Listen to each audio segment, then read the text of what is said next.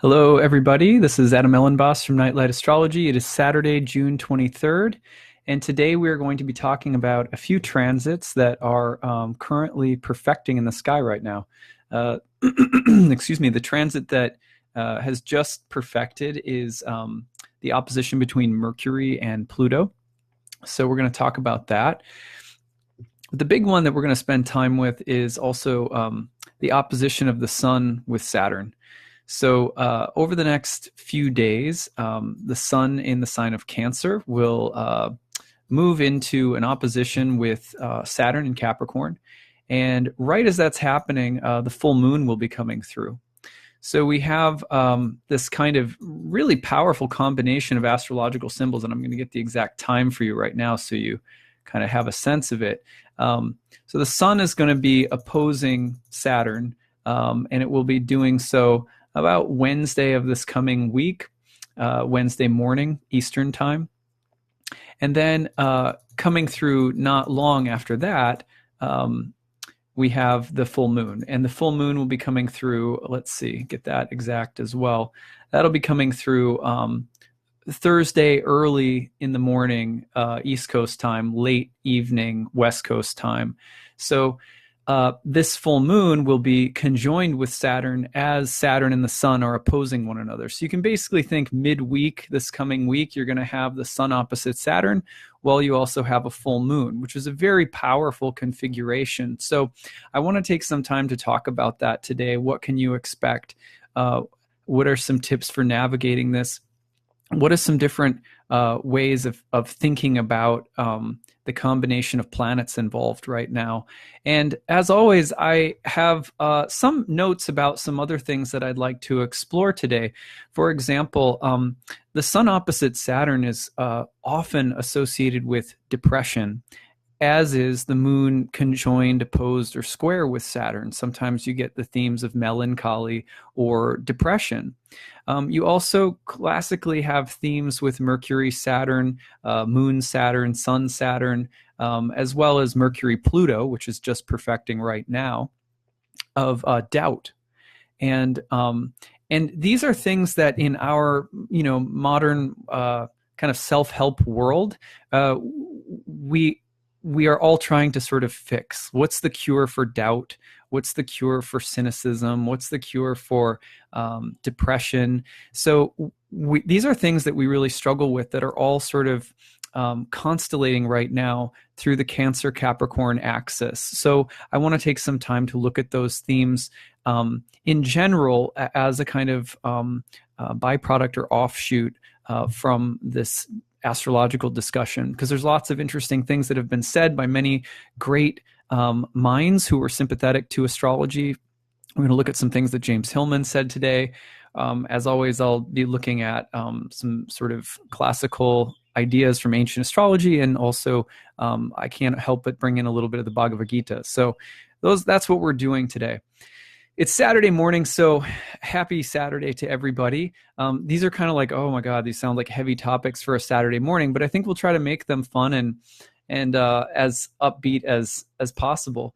The main thing to remember is that whatever the transits in astrology are, whatever's happening in the sky, the fact that you're able to if you're a student of astrology, if you study astrology, listen to astrology talks like this or other podcasts and things like that, you have an incredible navigational compass or map with you every single month, every single day. And the joy of that is that as you're going through these things, whatever they might be, even if they're somewhat difficult or a little depressing here or there, you have something with you that can help you remember the transcendental in the midst of everything you're experiencing. And that is powerful. That is, to me, that's really uplifting. That's why I keep doing this. It's not really because I want to know what's going to happen. It's because I want to know the eternal. I want to be connected. I want to be plugged into the eternal that lives in me, that lives in everything. And astrology is one way that we recognize the eternal within the midst of all of the dramas that are going on in the world, in our lives. So remember that perspective always, and any conversation in astrology can really be easy and awe-inspiring. All right, so what are we talking about? First of all, let's talk about Mercury opposite Pluto. I got to tell you guys a story. So Mercury, right? Hermes Mercury, planet of speech, of communication, planet that is associated with the mind, the intellect, planet that is associated with technical things, technology, information. So we live in a kind of mercurial age. James Hillman said, and I read a quote from him maybe it was last week sometime. It was Mercury opposite Saturn, I believe. Where I talked about this, but we live in a kind of information age, and so Mercury is a primary god of this moment. If there's any astrological transit that probably everybody knows online, whether they've heard of or got so into astrology or not, it's Mercury retrograde, right? So Mercury's kind of a patron of the age that we live in, and the problem is that Mercury is a conduit. Mercury is information and the message, but not necessarily. I mean, Mercury will deliver whatever it's told to deliver. It's like a subway system. It just goes where it goes over and over again in loops really fast. And you can hear the Amtrak train flying down the tracks behind my house right now in the background, maybe.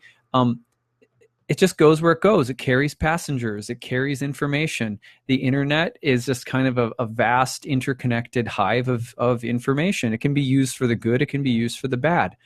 Not coincidentally, in ancient astrology, Mercury was a planet that could play for either the solar or lunar team. There were teams of planets, basically, attributed to the rulership of the sun. So if you were born at day, you had a daytime chart. The Sun, Jupiter, and Saturn were considered the planets of the daytime sect. Nighttime planets, Moon, Venus, and Mars were the nighttime players. Mercury had her own special category, because Mercury could be either gender. Mercury could be either daytime or nighttime. Mercury could be an evening star or a morning star and play for either sect. So Mercury always has that function of being like a facilitator. This is why Mercury is, in ancient astrology, the discovery and proliferation of astrology is actually attributed to Hermes. Hermes Trismegistus thought to be one of the sort of mystical founders of astrology. And this is, remember, in ancient astrology, there was a lot of things that were attributed to gods, whether that means the literal god came down, or if that means that the god was inspiring the authors, discoverers, first generation of Hellenistic astrologers. We don't know. I suspect there was a great deal of divine mystical connection with the sort of the gods, or with transcendental energies, you might say. But that's just my opinion. The point is that Mercury is neutral. Mercury can carry information wherever we want. Now, what's really important about that is understanding that in this regard, Mercury and the moon are very similar. We talked a lot about the moon a couple of days ago when I talked about Cancer and the summer solstice. And one of the things that I said is that sometimes people mistake Mercury and Gemini with the third house. In modern astrology, we tend to conflate houses and signs and planets all together. Aries equals Mars equals the first house. Ancient astrology was not like this. So that's a modern sort of invention, you might say. And but there still is a really interesting connection between Mercury and the third house, you could say, or the mind. And the reason for it is not only is Mercury just classically associated with the mind and the intellect and rationality and everything, but in astrology, there is a special kind of relationship between signs that is called antitia. And an antitia works like this. Let's say the day prior to 2 days or 3 days, let's say 3 days prior to the summer solstice, there will be the same length of day, or there'll be the same amount of daylight in the 24-hour period as there is at 3 degrees of Cancer, or 3 days after the summer solstice. So you get this kind of parallel of equal shadow and equal light on opposite sign sides of the solstices. Same thing is true for Capricorn and Sagittarius. And you can kind of span out from there. So for example, the 25th degree of Taurus is basically equivalent to the 5th degree of Leo in terms of how much daylight there is. that's called Antisha. But it also tells us there's a very valuable level of kind of esoteric insight and information available about the planetary rulers of the signs. This is something I've been working on in my own just private studies, just looking at it, just sort of poring over it. But one of the most obvious and amazing ones is the one that's between Cancer and Gemini, because you have in both signs you have Mercury in Gemini and the Moon in Cancer, and the signs have a kind of secret affinity for one another. And one of those signs is one of those affinities is the relation to the mind. Now, the Moon mind is different than the Mercurial mind. So how do you differentiate them? And this is important because we want to understand, again, the overarching thing we're trying to get to here is, what does it mean that Mercury is just opposing Pluto right now? It perfected already, but it's still engaged all day today. So what does it mean that Mercury's opposed Pluto? Well, going back to this difference between Mercury mind and Moon mind, an important thing to remember is that there's the information in the mind that's flowing, and not just my mind, not just your mind, but the mind of the world. The mind, sometimes people refer to the mind of the world as the world soul, or the collective unconscious, or there's lots of different terms and phrases, and every paradigm has a slightly different set of concepts that are used to talk about the fact that there is a kind of superhighway of information connecting my mind to and my nervous system to the sort of nervous system and highways of everything around me, on both really conscious levels and on more unconscious levels. So at any rate, whereas the Moon mind you could think of as being related to that which disseminates, circulates, and provides sensate reception of the information. So, for example, if I walk into a restaurant and the restaurant has a certain mood or vibe, it has an affect on me. It moves me in some way. It stirs I have a sensorial reception of that event. And that's the kind of information and stuff that the Moon mind is carrying around it. It's carrying information through the senses, and it's doing that all over the place. Well, Mercury does so as well, but Mercury is more like, on a very basic level, Mercury is more like the wiring, and Mercury is also the sense of the data, the raw data, and there's some level of distinction between the two.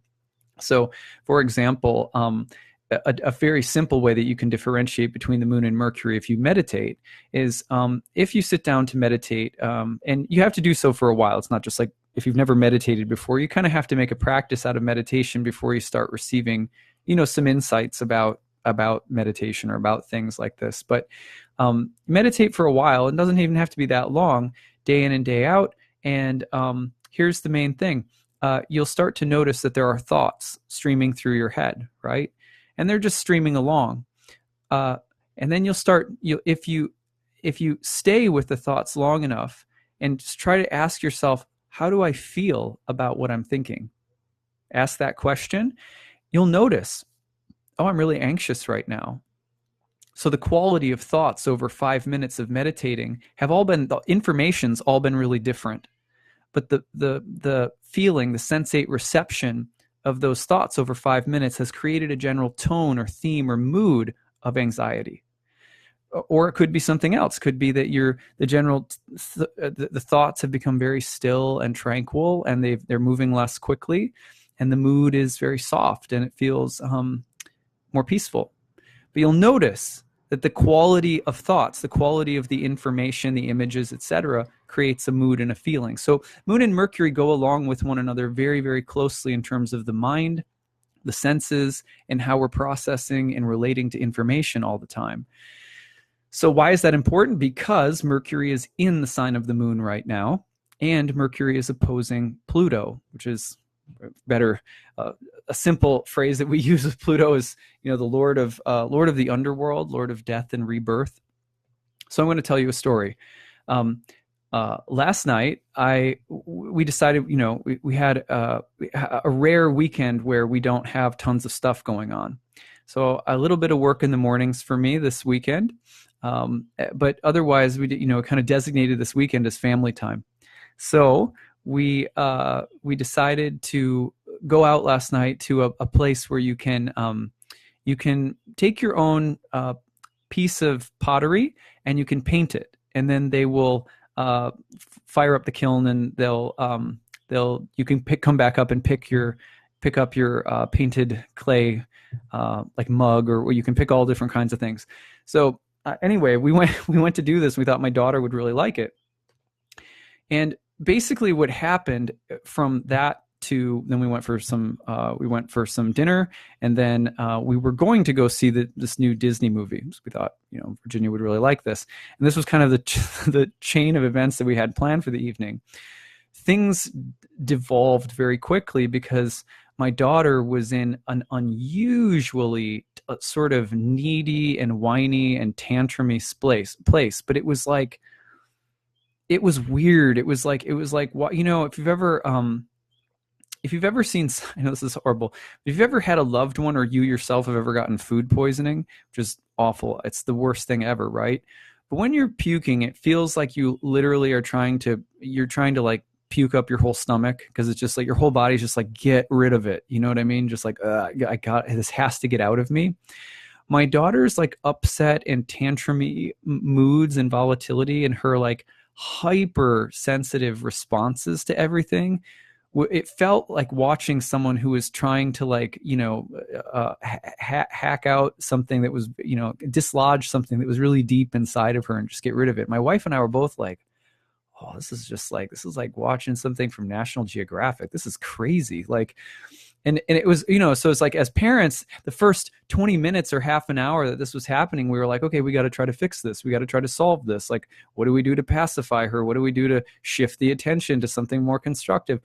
But then it just got to a point where we were like, okay, we're on a roller coaster and it's just going down. You know what I mean? Like, there's no change in this. This is just on a path to no good.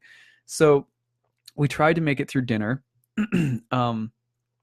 My daughter, basically, I had to remove her from the restaurant, and my wife ate her soup, while I basically ran around out in the cold rain last night outside of the restaurant trying to entertain my daughter, who was being a combination of like Genghis Khan, like just a total tyrant, like an autocrat, and also like Pee Wee Herman on crack. She was just like, it was like the craziest possible scenario. And I was chasing her around in the rain like this for 15. I told my wife, just eat, because my wife's in her third trimester, due pretty soon. She just needed to slow down, and like she was exhausted. So I said, just eat. I'll go hang out with Virginia outside. So this is like 20 minutes of me just like chasing my daughter around, right? And all of a sudden, and then I started getting like something very deep in me was like, I was starting to zoom out, which if you do this, and we all do this from time to time, you zoom out and you're like, you see your life from 10,000 feet, and you're like, this is crazy. This is absolutely crazy. I'm running around in the rain. I'm chasing a tyrannical 2.5-year-old, and I feel like I'm being like held up. So I had that like zoom out moment, and then I just felt, it was weird. I just felt this pit of like rage inside of me, just like so intense. Like and then I started laughing, because I'm like, how can a 2.5-year-old be making me feel this angry? You know what I mean? You know what I mean? So anyway, it went on like that for a while, and I had to resist for like the next 2 hours, like really just blowing my lid. And then finally, the whole way home, not only would my daughter not stop like basically yelling at the top of her lungs about all sorts of craziness. I don't even know what she was saying. And not only that, but she also started realizing that it was annoying us, and then starting to try to like dig in, she would start saying things really, really, really repetitively, and we would ask her to stop, and then she would just start saying them louder. And it just, it just went on like this. So anyway, I get home and I go to bed, and I'm feeling like totally, just defeated as a parent, just like, no control or whatever. and I had lost my my cool a few times, just sort of been snappy, and it infected my wife and my conversation too, because it makes you tense, and then you're edgy with one another, and so it was just like this. Okay, so flash forward, I go to bed, I'm just feeling defeated. I wake up this morning and I'm like, what? Oh, right. Mercury opposite Pluto. Right. Yeah, Mercury opposite Pluto. So that story, I tell that story for a couple of reasons. One, you could have been my daughter yesterday. Any of us could have been my daughter yesterday. I see actually Jessica saying, I've been in the same mood as Virginia, solidarity. Yes, so any of us could have been feeling anything from emotional and mental, the need to evacuate negative energies from our mouth, our head, our you know your mind could have felt just overwhelmed, your emotional body and your mental body together in the past couple of days, and even today could just be feeling just like like the cork has to be popped. It's just there, it's that kind of pressure, and then it spills out in all sorts of ugly ways, and it's kind of whatever. So what is this? Why does this happen? Where is this coming from? Well, the idea with Pluto Mercury oppositions is that there's a certain time and space where we get to mental and emotional and nervous overload, and at that time it just spills out. It doesn't matter. In some ways, I mean, I meditate every day. There was no stopping this. You know what I mean? There was, at least last night, I was not able to. And so there's the general message is just know that if you're feeling mentally, verbally, communicatively overwhelmed, and there's some theme of edginess, tension, catharsis, build up and pent up energies that are getting released in kind of toxic or ways that are very disturbing. If you lose your cool, if the top comes off, that's what's happening in the sky right now. We're all doing the best we can with it, but everyone responds to it a little differently. So the other thing is that it's infectious. If you can control to some extent what comes in and out, if you can have a filter on it, communicate more constructively, or have some awareness of the force and volatility of what you're feeling and speaking and thinking, you remember that when you just spew it all out, it affects everyone around you. And I know this because it started with my daughter, and then I was infected, and then I spewed it on my wife. So it was basically like what started as her need to purge and release this verbal vomit got on my sleeve, and I got pissed. So then I barfed on my wife's metaphorical sleeve, and then it was just like a big barf party. So know that all of that is natural right now, and do what you can to filter it, because it can be infectious. And here's the other thing that we don't always know, is that habits start when we allow them in.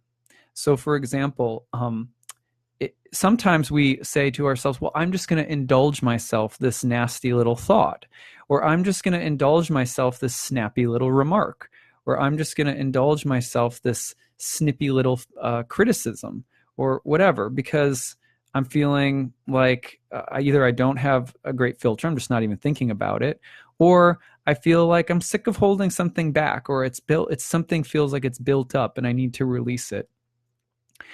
There are healthy ways to release things, and there are unhealthy ways to release things, and we all know the difference if we just check into our heart.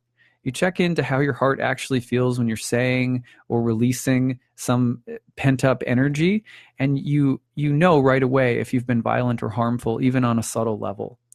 So remember that you do have some control. Like last night, I also patted myself on the back for not, totally losing it, and for not going farther than I did.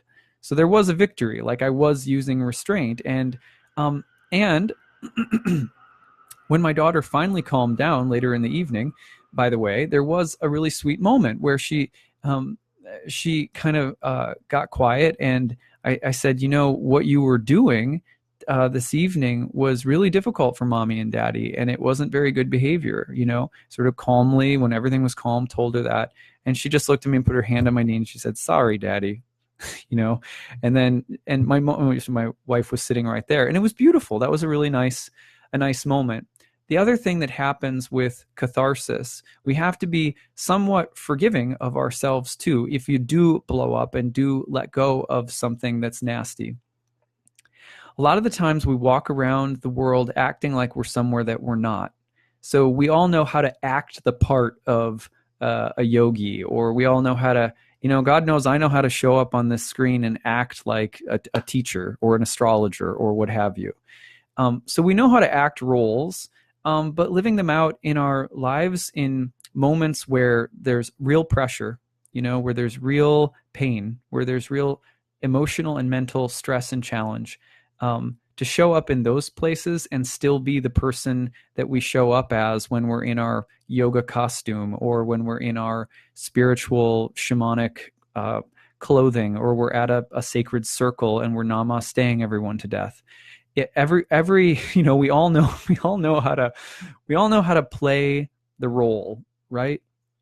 But it's in those moments when we blow up that we also have an opportunity to see where we're really at, what's really, in a sense, how far have we really come?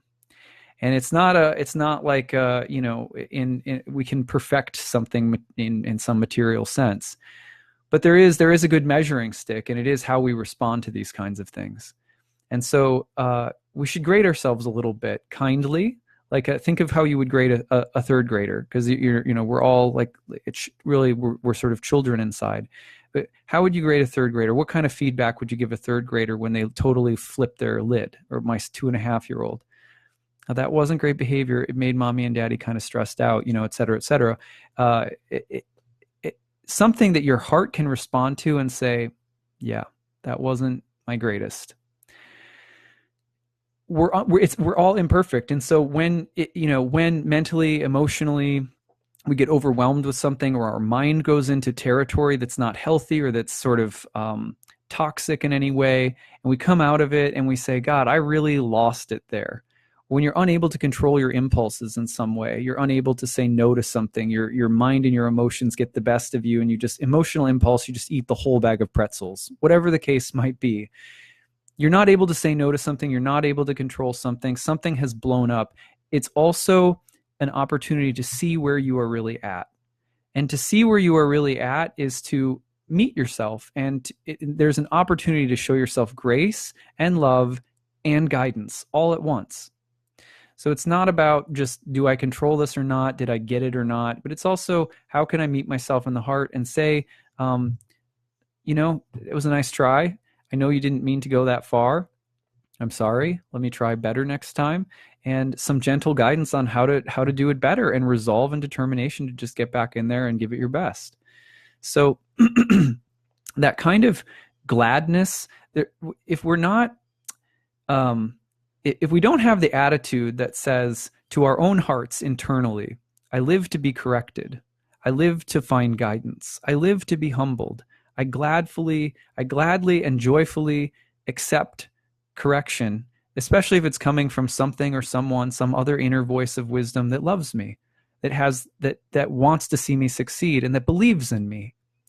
If we have that inside, then it's not so hard to take correction and to want to change. So, but it depends on how we meet ourselves. We can blow up and it tells us where we honestly are, but then we have to respond with some loving, kind, gentle feedback. That's Mercury in Cancer opposite Pluto as well. So Pluto's in Capricorn, which is a stern, hard, wise teacher. So last night, for example, there was some times when I was responding to my daughter in the car where I was basically getting into a struggles of, if you've ever been if you've been a parent or even a dog owner, if you get into a battle of will with your dog when they're pulling on the leash, or your child is just going really, really willful right at you, and you just try to meet it and go head to head with it. I'm learning more and more as a young parent that it just doesn't work. And I'm always embarrassed when I try to get into a big power struggle with my daughter, because a 2.5-year-old wins because they will kamikaze you. They can get into a space there's no reason. And so you're trying to willfully instruct them and reason something. It's just, Like last night, my daughter, literally when I was trying to like, kind of meet her with my will, just started spinning in circles and throwing things, and it's like, okay, so at that point, it's either going to get real physical or I have to back off because she's crazy or she wins. You know what I mean? So, so the point is that, you have to remember that there's no sense in getting into some deep willful struggle with yourself over something. And Pluto in Capricorn, opposite Mercury in Cancer, is often trying to force the mind by power into a place of correction or into instruction, or by a kind of power play saying, this is what you should think, this is what you should think. And it's just pure, strong arming. And because this is the rule, or this is the tradition, or this is the way it's done, Pluto and Capricorn like that, it doesn't work, right? So the other end of this is also that where we have tried to use the mind to bully our way into change, it won't work.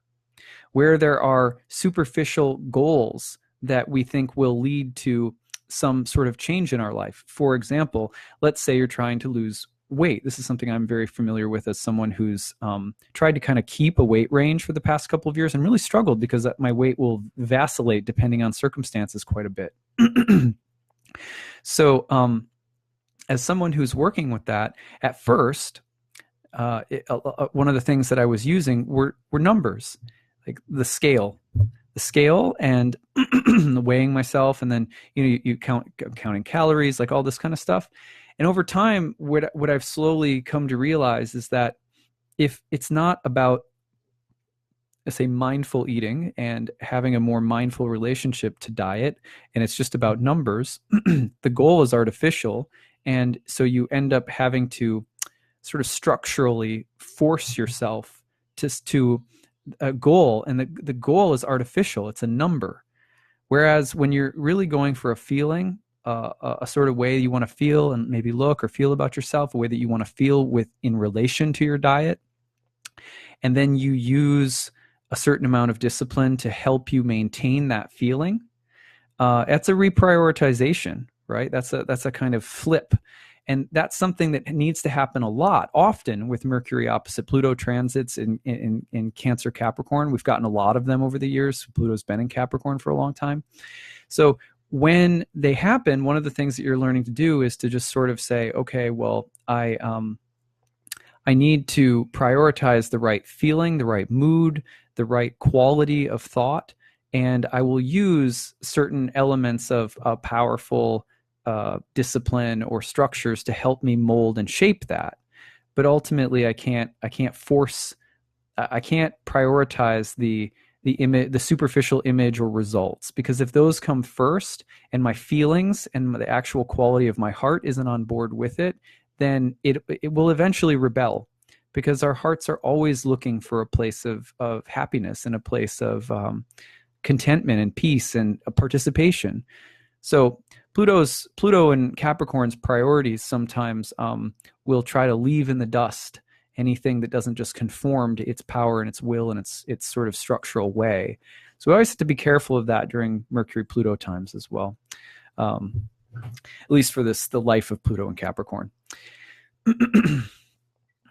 Jillian, can't it also be a parent-child dynamic like you experience? Yes, exactly. Your inner guidance system can be very much like your own parent-child dynamic. That should be the Capricorn Cancer goal, really, is to constellate the right relationship in yourself between the inner child and the inner parent. It's a great way of thinking about it, sure. And I'm not the first one to say it that way. That's been said by many great astrologers over the years.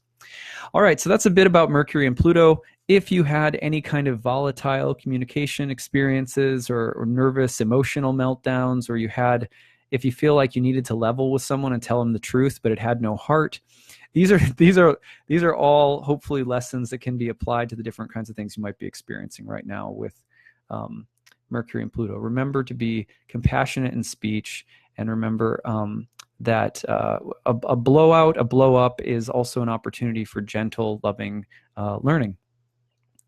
Whatever happened with me in Virginia? Well, by the end, you missed this. I said this earlier, Jillian.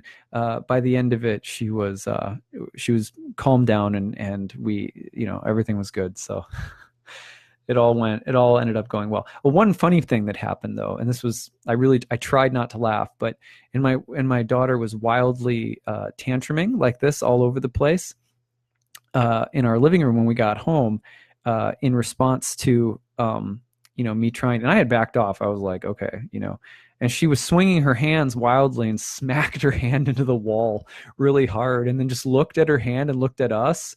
And like, she could tell, like, if I cry right now, I can't cry. So she was trying so hard not to cry. And I just was like trying so hard not to laugh. And oh my God, it was just a mess. Anyway, instant karma. She's, we all have to sometimes, we all learn a little instant karma sometimes. We all had some of it last night. So anyway, the next big transit we want to talk about is this big one with the sun coming up to an opposition with Saturn. The sun coming up to an opposition with Saturn is going to be happening on the full moon. So it's a powerful moment where the sort of sun-Saturn opposition is being constellated and amplified by the full moon. What does that mean? What does that look like?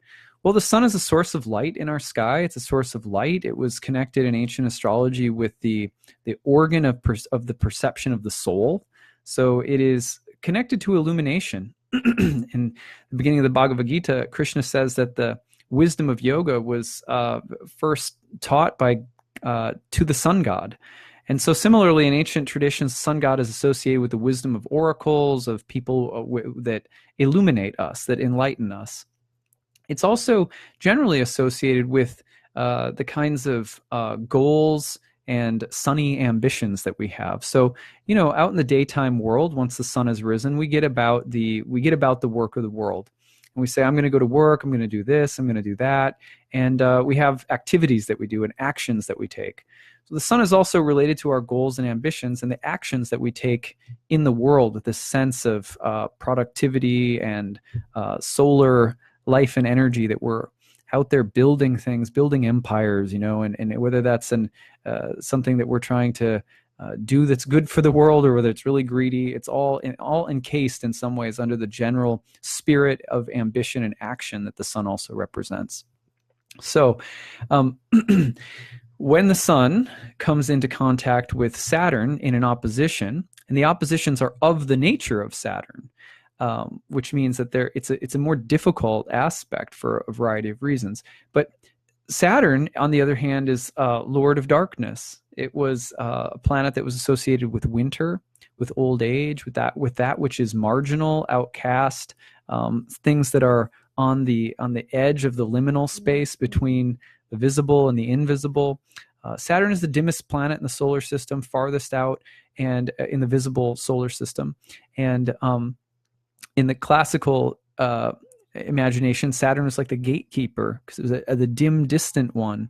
And so people that are dim and distant might be hermits or sages or recluses, people who live away from society. Could also be people who are outcast or marginalized in some way, on the fringes, those who are living in the shadows.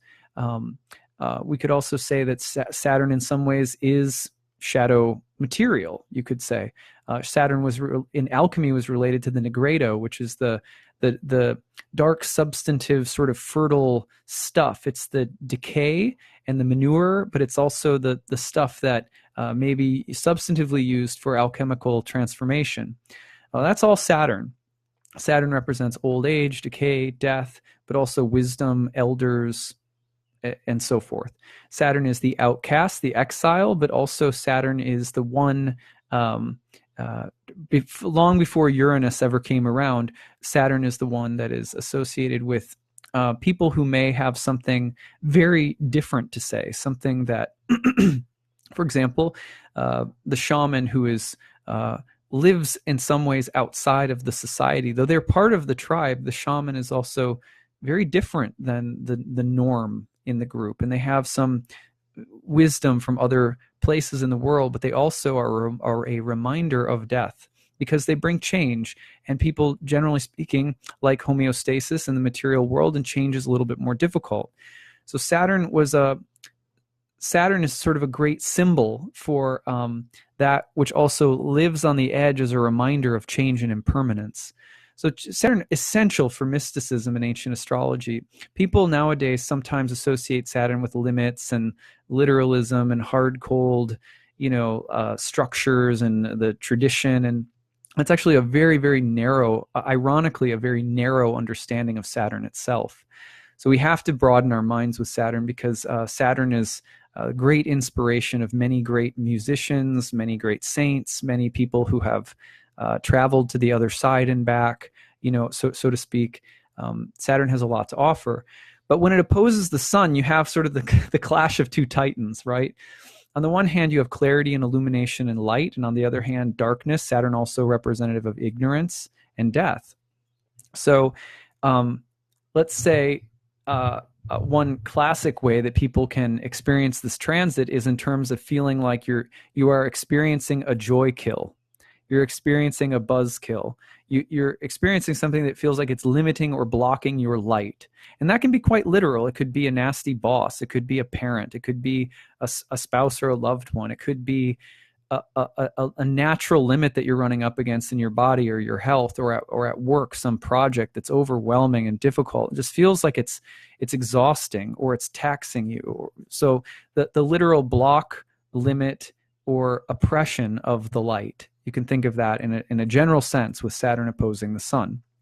On the other hand, there is also there are sometimes very good reasons to block or limit something that may be excessively ambitious, arrogant, proud, etc.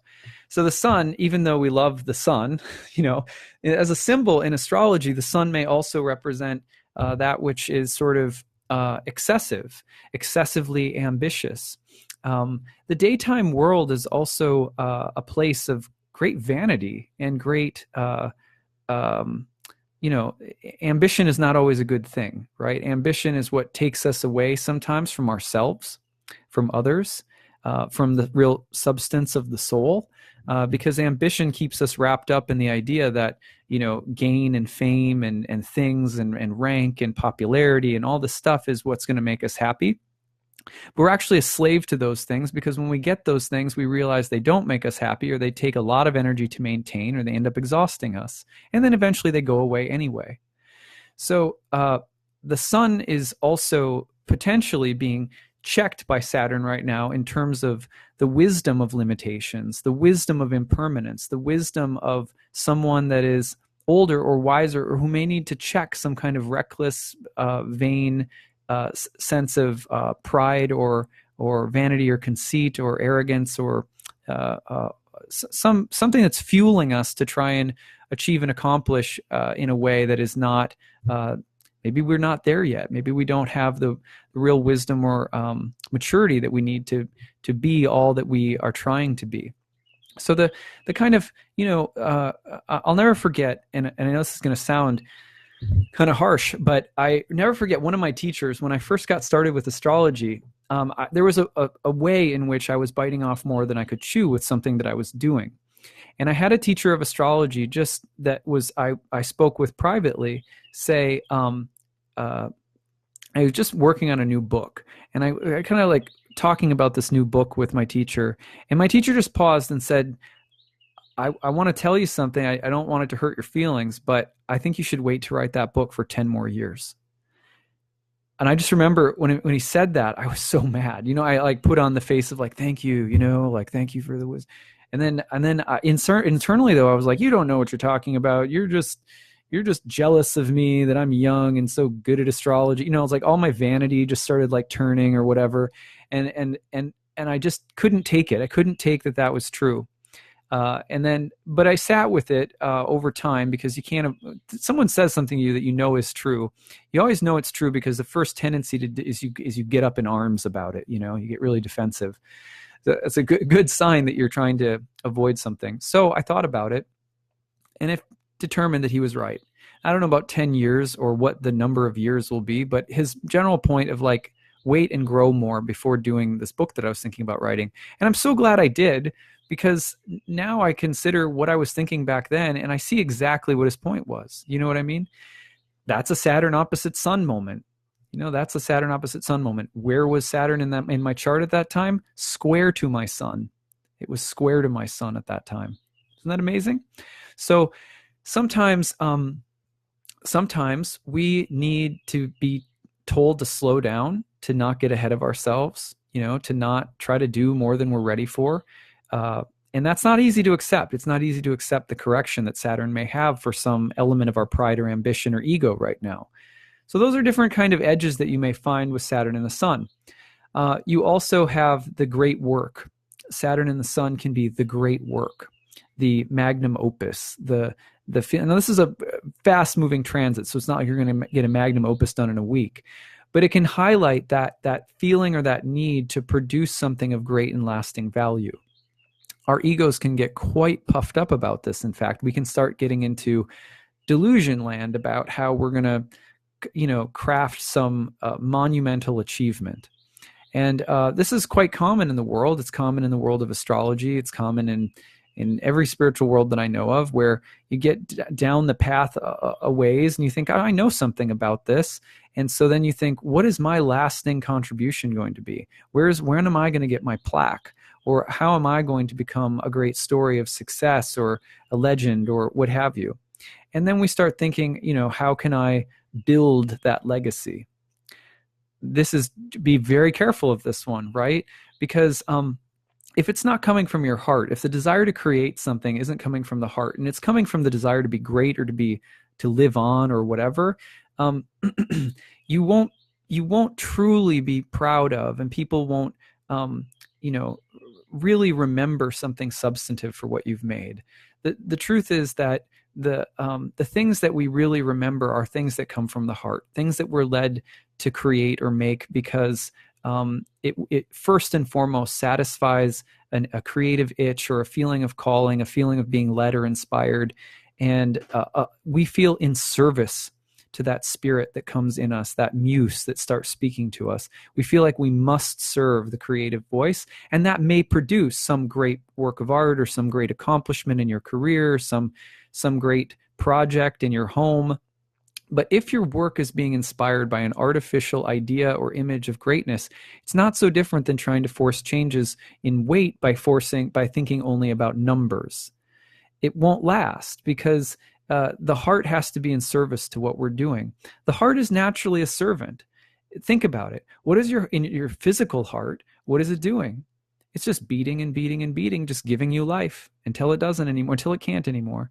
It's just there. It's just beating and beating and giving you life. So the heart is a servant, and the hearts will serve where our attention is directed. And if we're listening, if we're in the practice of listening, the heart will also provide us with the direction in which it would prefer to serve, that will give it, that where it can really whistle while it works. It can really be enthusiastic to give itself to something. But if we're not in the practice of listening to our hearts, and we're just in our heads crafting ideas about what we should do or what would look good or sound right or whatever, and we don't have any access to how we feel, then we're not going to be our heart's going to be working, but it's not going to be in service. One of the major differences in astrology, in fact, that lies in the sixth house has to do with the difference between slavery and service. Slavery and service are both found in the sixth house, for example, but the difference really has to do with whether or not you are in heartfelt service to whatever it is that you're doing. A big thing that I talk about with people when we talk about the sixth house.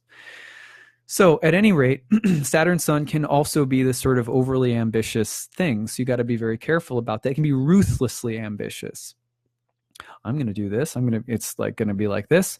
What's your 10-year plan? What's your 20-year plan? One of my monks says, rather than thinking about 5 and 10 and 15 or 20-year plans for your business, you should think about your 100-year plan for your soul, because that's going to take us all beyond this body.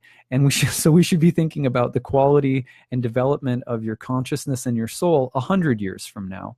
So try thinking about, not many people are making vision boards for that. You know what I mean? So at any rate, that's something to think about as well right now. There also is some way in which we can refine, shape, discipline and get more serious about the thing that we really want to serve, that our heart is really in, and that's the marriage of Sun and Saturn. And when they get together on the same page, it's like a horse and a workhorse, for example, and a master that have a bond of love. And the horse will love to serve the master if the master is kind to it, and if the horse is doing something that it's like naturally feels like it's bred for. I mean, this is a kind of analogy that you get when you look at dogs, for example. We were looking at dogs, and some of the breeders were saying, this dog, if you can't give it some work to do, will not be happy because that's what it's bred to do. Now, it's a kind of a crude analogy. There's enough torment to animals in the world that maybe that analogy isn't well suited, but you get the idea that we're not suited to something, it won't work. So, all right, so those are some things about Sun and Saturn. Now, Sun, Saturn, as well as Mercury and Pluto can also have to do with depression, doubt, and depression and doubt and sort of existential anxiety. We can also feel like, I doubt my purpose. I don't know where I'm going. I doubt that why I'm here. It all feels so heavy. I'll never get through this. I doubt my faith. I doubt my mission. I don't know what my mission is. It's amazing to me over time watching, speaking to so many people and realizing that, sometimes we talk about the existence of God, and it's very easy to get polarized as soon as you start talking about the existence of God, because people immediately have to start thinking about whether some being exists or some energy exists that's outside of themselves. And I have found and that's difficult to do because why? Because many people are in an even more basic state of doubt or questioning or uncertainty. And it's even more basic. And that is when you say to someone, what are you here to do? What are you passionate about? What is your purpose? What is your what makes you feel like your heart is in service to something that really turns you on and lights you up inside? People struggle with knowing that there even is such a thing inside of them that could give them that feeling. In other words, people doubt the existence of something of their own heart. People really live every day as though, I'm not sure I really have a heart. What I'm doing is a little bit more practical than what you're talking about. You know what I mean? So that level of that sort of Saturnine level of working through the world in a way that is based on reason and a structured set of rational principles about why we act and behave the way we do, cognitive information about why we think the way we think. Maybe there's some openness to mysticism or spiritual things, maybe, but we think of them as all really just psychological. They're just parts of how we behave or how we think. And so and then if you ask people, what really makes your heart happy? A lot of the times the answer is really sarcastic. The answer is, Fritos and not having to think about what makes my heart happy, or like going to the movies with friends, or doing something, in other words, that is a temporary form of entertainment and pleasure that takes us away from the otherwise sort of monotony of having to do the things we do. So there's a kind of built-in nihilism with that response. There's a sense of there is no greater purpose. It's stuff we're making all of this stuff up, and it's kind of, you do whatever you want, you try to live a good life, and that's sort of it. So I can't tell you how pervasive that view is. And again, I speak to a lot of people in my job. So seeing how many people doubt the very existence of a heart, that we have a heart, and that's the seat of an eternal spirit soul that you are, that's divine. So that, in other words, the doubt of God living in your own heart, that you have connection to God through who you are in your own heart, that is the first level of doubt that people usually have, that there's not enough access and belief and knowledge of that lives inside of oneself. And so the first level at which I believe, as astrologers, people living a spiritual life and interested in this kind of stuff, that we have to address doubt on, is the level of the heart.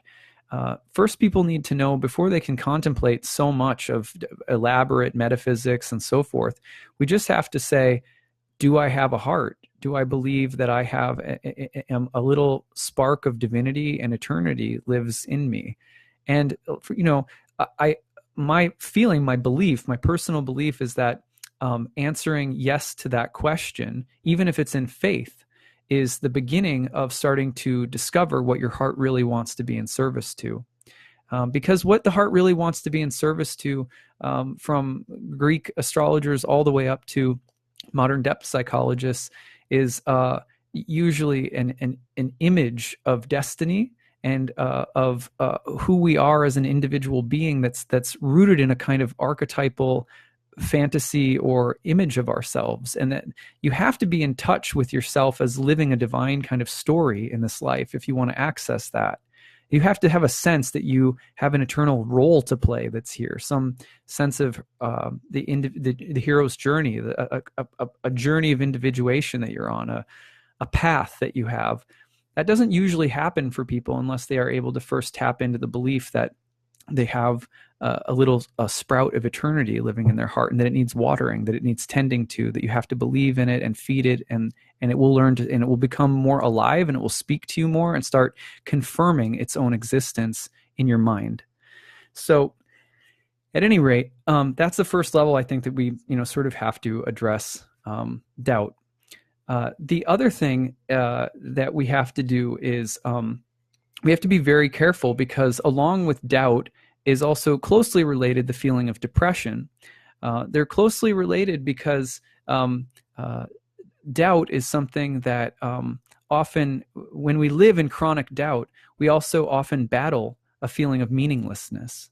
And where there's usually a feeling of meaninglessness, there are the symptoms of depression. I'm not talking about I'm not a clinical person here. I'm not sitting here trying to talk about clinical depression or anything. I'm just talking about the human condition. The human condition of when we don't live with a sense of being on a path with heart, as Carlos Castaneda once said, Don Juan once said through the teachings of Don Juan, if you know that book. Anyway, am I on a path? Does it have heart? If we can't say yes to that, a lot of us then are going to be battling depression. It will have its ups and downs. It will have its seasons, and it will go away for periods of time where we can't see it, and we'll think, oh, I'm not dealing with it anymore. And then when it comes back, it will really plague us and haunt us, because we will feel once again that sense, that overwhelming sense that my life is without purpose, ultimate purpose, or my life is without even a sense of being on a path with heart. Now, so that's how I see personally depression closely related to doubt. Depression and doubt can be big aspects of Sun opposite Saturn. People who have hard Sun-Saturn aspects in their chart often deal naturally with depression. But there's a really amazing bonus or a kind of a silver lining to Sun-Saturn dynamics, and that is that the melancholic temperament, or the reality of depression, it turns out that it doesn't go away. It's not something that ultimately, in other words, you cure. It has its place in life. It has a function that's actually really beautiful and meaningful if we can establish, even if it's not perfect, if we can establish faith in the heart and faith that we're on a path in life. So it works like this. Let me open up to a few passages from our buddy James Hillman, who, if you know my podcast here, you know that I like to quote him. Before I read this, we often, one of the main reasons that people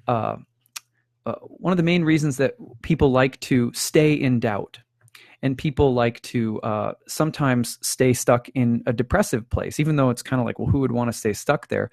But people do stay stuck there, and oftentimes very willfully, as people often stay in doubt about whether or not they have a divine spark or a heart and a divine sense of calling in life. People stay stuck in doubt willfully. And one of the main reasons they do so is because it is suggested that there is no purpose, meaning, or place for doubt, or there is no purpose, meaning, or place for depression, which is essentially saying that something is cast out. Now, remember, originally, Saturn was the great he was the one who was thrown down. He was usurped by Zeus and thrown down from the crown and being the king of the golden age. He was cast out. So, naturally speaking, Saturn is associated with bitterness and resentment, as well as cold-hearted rationality that carries with it a kind of bitterness and resentment. But we have to empathize with Saturn. If you ever want to drag someone out of a space where they're resentful, bitter, cold, and rational about things just endlessly, and it's to their own detriment, like Ebenezer Scrooge, for example, you never ever want to go and tell them that there's no place for that kind of stuff. There's no place for bitterness or resentment, or there's no place for rational analysis, or there's no place for depression, or there's no place for doubt. As soon as you say that, all you're doing is reinforcing the feeling of being an outcast or an outsider, or what you're doing inherently is saying that on some level, what you're saying is that divinity doesn't include that. Divinity is only about nice, flowery things. Spirituality is only about light, nice things. It's only about happiness. It's only about peace, etc., like that. So let's read some quotes here. I can shed some light on this. This is from a wonderful book by James Hillman called Healing Fiction. This is a great book for people who are in therapy or counseling of any kind.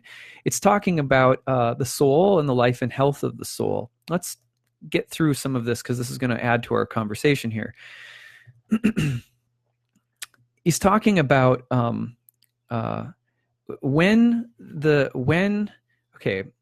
soul starts in a therapy session, when a person, the soul, through the agency of the individual, starts telling stories about how they've come to be so depressed, how they've come to be so stuck in something that's so difficult. Here's what Hillman writes.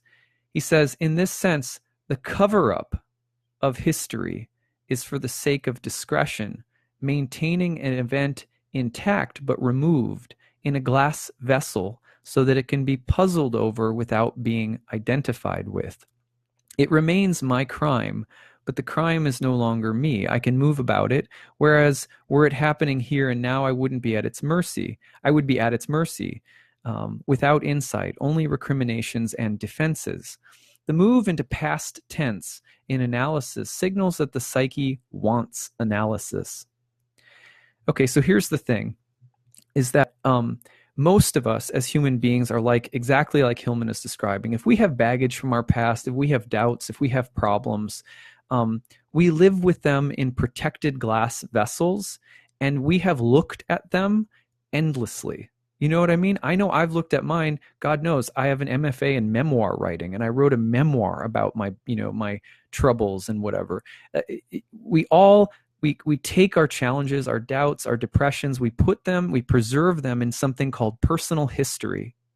And then they're beautifully encased in glass in our psyches. And then we look at them from all different sorts of angles, and we come to appreciate them.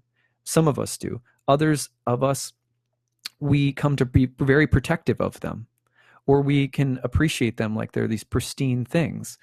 And what Hillman says is, the psyche needs us, the soul needs and desires us to do that. Why? Why does that? Because then we're on a path with heart. Then we're on a path with heart and soul. When you take care to preserve all of the experiences that you've had that have been painful, your ultimate goal of doing therapy or looking for healing isn't for someone to cure and fix all of it. It's to invite someone in so that something redeeming, something beautiful, something vivid, something true, something intelligent could be brought to bear, or some angle of light could be cast on that thing that you're preserving, so that it can be valued and honored, and it can become a part of you. So you see, the heart doesn't want anything excluded. And so that's why we preserve these things. That's why we protect them. And then at the same time, many people will hold on to doubts and despair and all sorts of difficult things. And like a careful curator will take good care of them and will come to know very deeply and intimately those pains and hurts and whatever.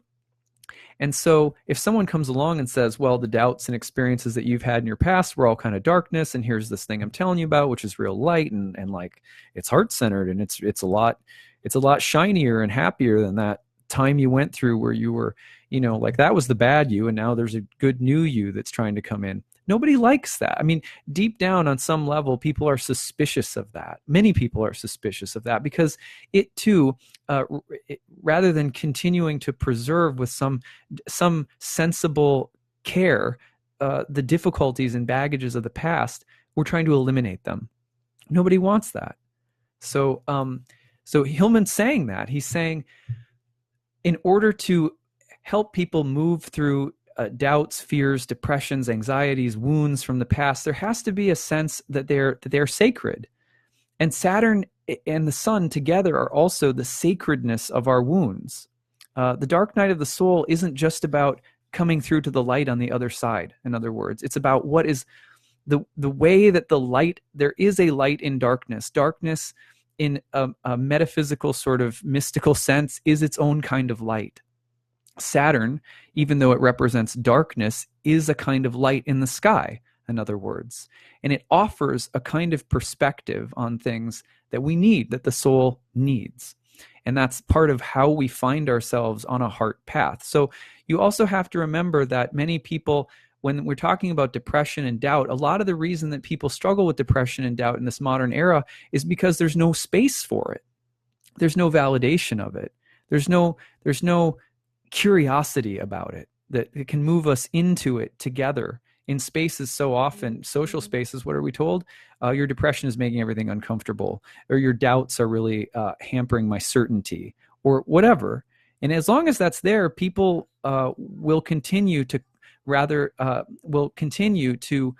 hold on to those things, and that's when the bitterness and the resentment grows. The feeling that this isn't part of my heart path.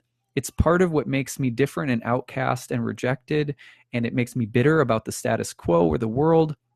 And what that does is it amplifies doubt, and then doubt becomes pathology.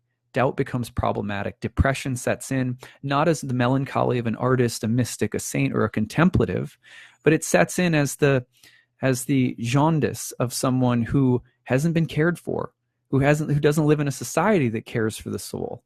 So this is all stuff we have to be really careful of. Here's another quote.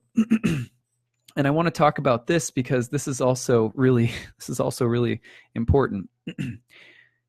Sometimes in astrology, we get into conversations about what distinguishes all these conversations about, well, what's the difference between a god and a daimon or a spirit or a demigod, or like where are all these forces coming from, et cetera, et cetera. This is going somewhere, I promise. So here's what Hillman says. He's talking about the Neoplatonists, and he's talking in particular about Plotinus. And Plotinus is saying, what is it which distinguishes daimons from the visible and invisible gods? Then Hillman says, his attempts to capture in descriptions and present in an ordered hierarchy the imaginal persons and their effects is comparable in our days with the attempts at precise descriptions of psychic events, such as we find among introspectionists, phenomenologists, and asylum psychiatrists. To the intellect, the daimons seem to appear as a pandemonium, and the intellect's reaction is to attempt an intellectual diacrisis, discernment, differentiation, careful ordering. Jung's conversation with the images was a psychological diacrisis, giving them the opportunity to present their own logos. And they did not appear to him as a pandemonium, but as distinct, discernible figures with names. This is going to go on for a minute here. What seems to have particularly occupied the Neoplatonist writers was the relation between gods and daimons. Jung is not the first to speak of them interchangeably. This occurs already in Homer and continues almost as a convention. But the distinction is important inasmuch as gods are supposedly transcendent, daimons immanent, or at least in the middle realm. Thus, the distinction involves the more abstract one about distinguishing the forces of the spirit from the powers of the soul. During the influx of emotion or a sudden intuitional seizure, how does one tell whether it is a call or a complex, God or a daimon? Eventually, this simplification, which puts all good with gods and all ambiguities with daimons, descends into the popular commonplace. Is the subject for priestly exorcism or psychotherapeutic abreaction? Therefore, the more profound inquiry is the one which attempts to discover the relation between gods and daimons, or archetypes and complexes. How do the sudden events attributed to daimons, as well as the image of our interior life, fit with the wider embrace of planetary cosmic principles, the gods or archetypes? So what he's asking here is this really, really important question is how do you discern basically the difference between something that is calling to you as your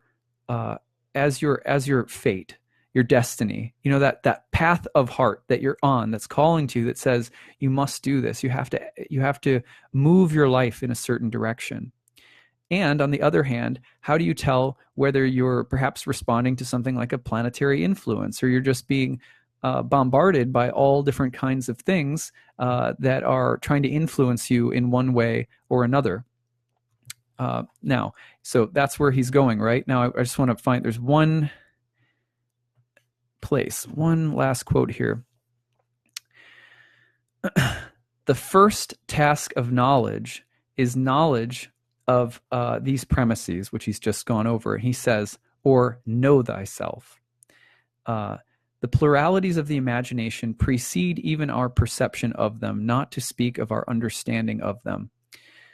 As well, these persons who appear to us as our daimons make possible the modes of perception and our style of participation in the reality of things. As first task and as first enjoyment, to know thyself is the self-reflexive moment. A psychological a priori within all moments, that laugh of self-recognition glimpsed in the images of oneself in all things. So finally, what he's saying here, I know that's a really kind of heady intellectual passage, but I wanted to read it for a couple of reasons. One, when you're on a path and you're asking, does this path have heart? And am I on the right path? And how do I know that I'm on a path that's actually my heart, or if I'm just being bombarded by voices in my head? This is a very rational and thoughtful concern to have. So it's not like, let's just say that you're like, I don't want to be someone who just doubts whether or not I have a path in life. I want to be someone who's on my path. I believe in my heart, but I have so much trouble discerning what that is. Sometimes people really struggle with that too, in other words.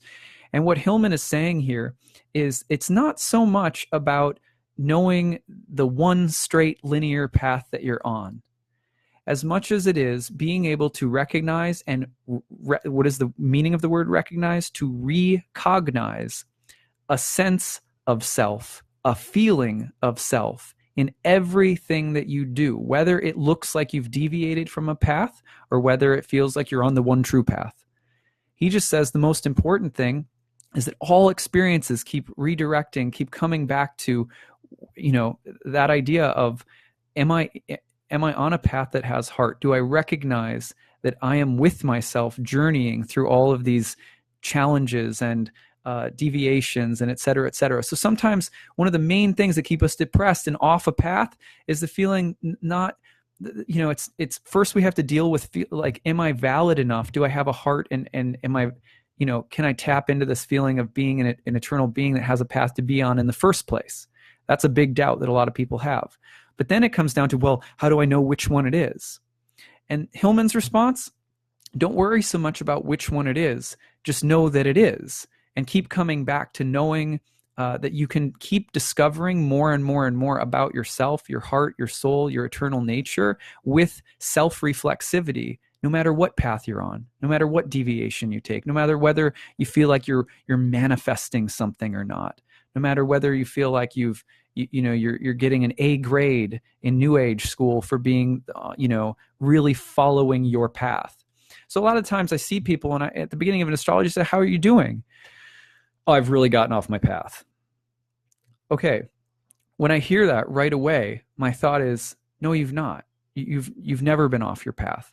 And that's exactly what Hillman is saying too. Real self-knowledge is ultimately not about whether you're on some kind of linear, perfect-looking path. And people also doubt and suspect spiritual life specifically because of that arrogance, specifically because the idea is that, well, doubt can't be a path, right? Well, skepticism can't be a path. Well, rational struggle with whether or not I'm a spiritual being can't be a path. No, of course it is. Of course it is. Right? You see what I'm saying? So there is a place for doubt. There is a place for depression. There is a place for not knowing if you're on a path. There's a place for being on so many different paths that all feel wrong. There, you know, and so Sun Saturn at its depths offers us something very, very essential. And one thing you can always think about Saturn is that Saturn negates things. Saturn takes things away. Saturn says, or you say, I want to be like this. I'm going to be this, and this. You hit a Saturn opposition and Saturn says, no, you're not, you know. Another great quote from Hillman is he says, when I was young, I used to curse Saturn for saying no to me, basically.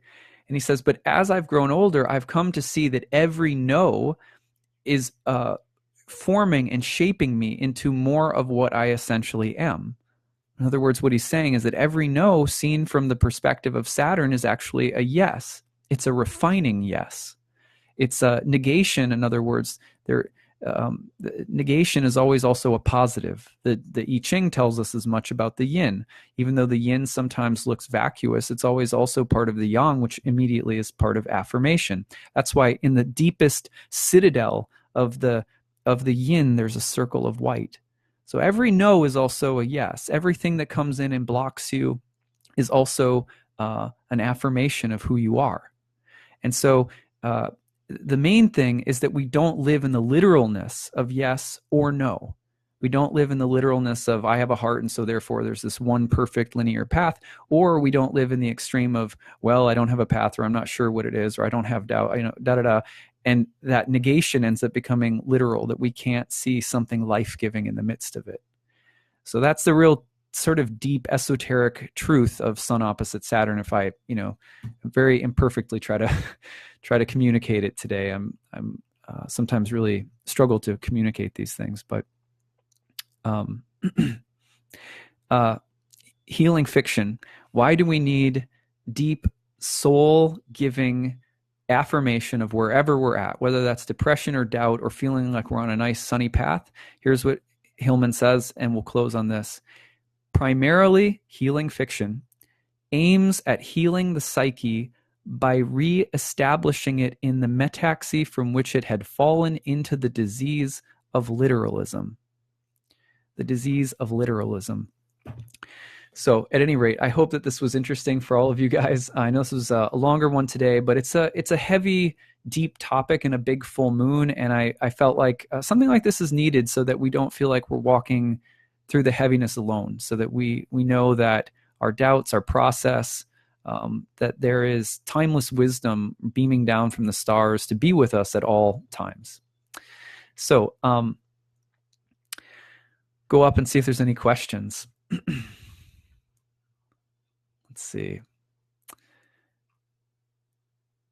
Struggling with 4 months of physical therapy for SI, joint, and bursa structural issues. I need to slow down and accept the process. Very good. That's a very good Sun Saturn kind of thing. Mercury, Pluto too. Trying to create health for myself. Sun Saturn helps us where we are overambitious. Joy says, inspiration leads us and heart is a servant and will guide us.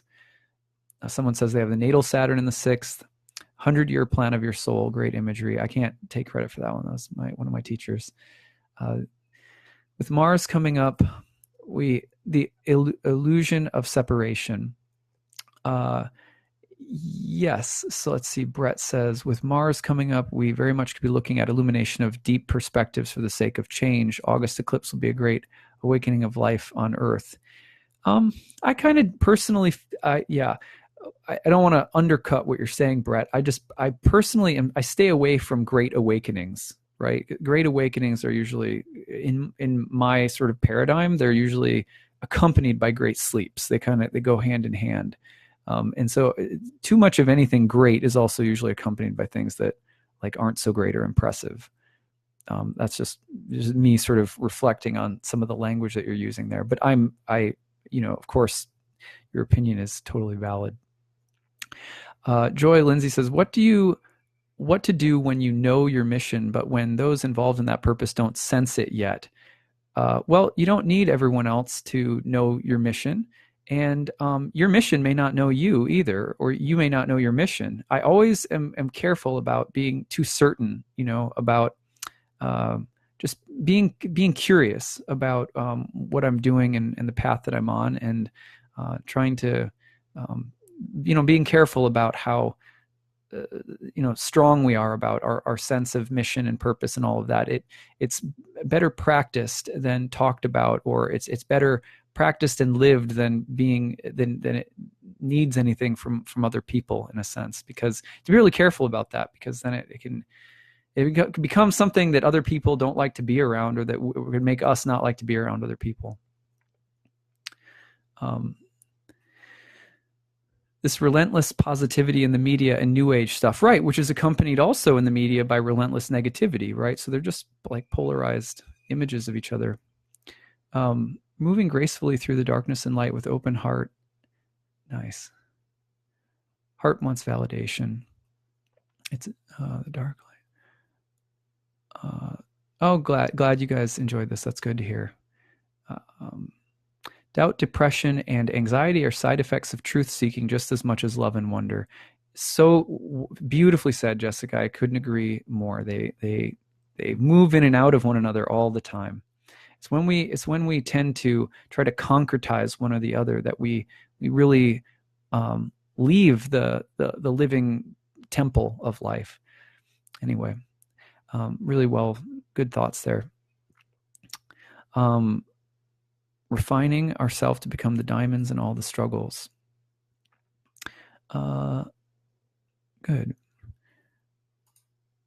Could you speak a bit longer on the relationship between the will versus the heart's purpose? Yeah, actually. There's something in here from Hillman. From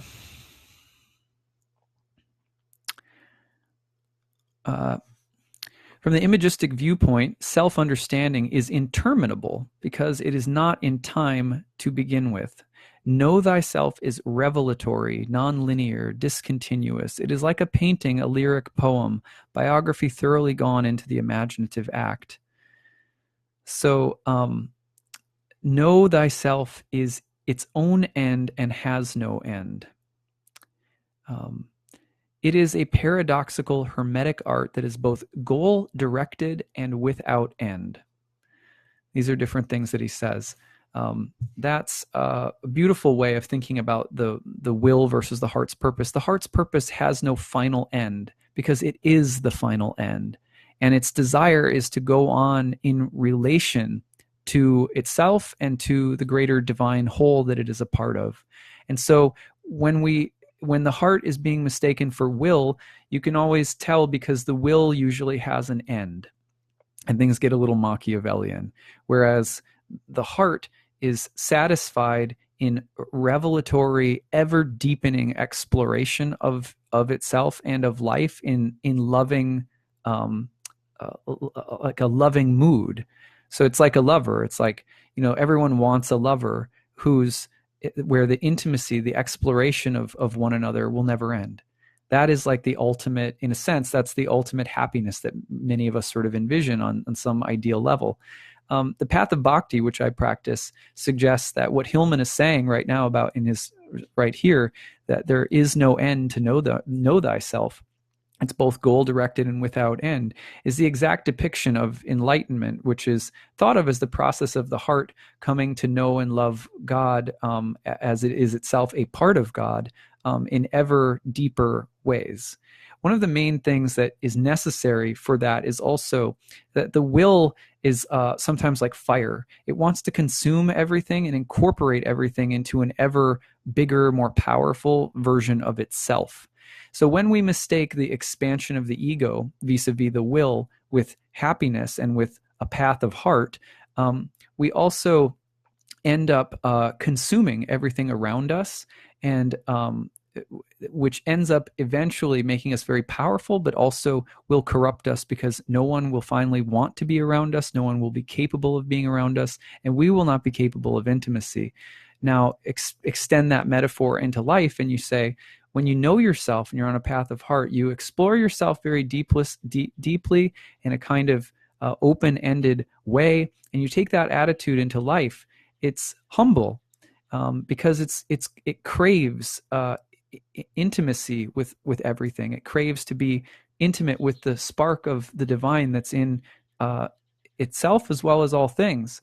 And in order to do that, the basic premise is not about willing something. It has more to do with surrendering the will, like a very, like a wise sort of Jedi Knight or something, so that your will is being used specifically for the sake of aligning yourself with cosmic law, with destiny, with forces around you, for the sake of deepening intimacy with everyone and everything. That's a different use of will entirely. It's surrendered will to the heart. The will becomes the servant of the wise heart. That's the idea that is apparent in many different paths. The Bhakti path that I'm on certainly takes that up too. So at any rate, that's where I'll leave it today. This has been a long one, so good time to head out.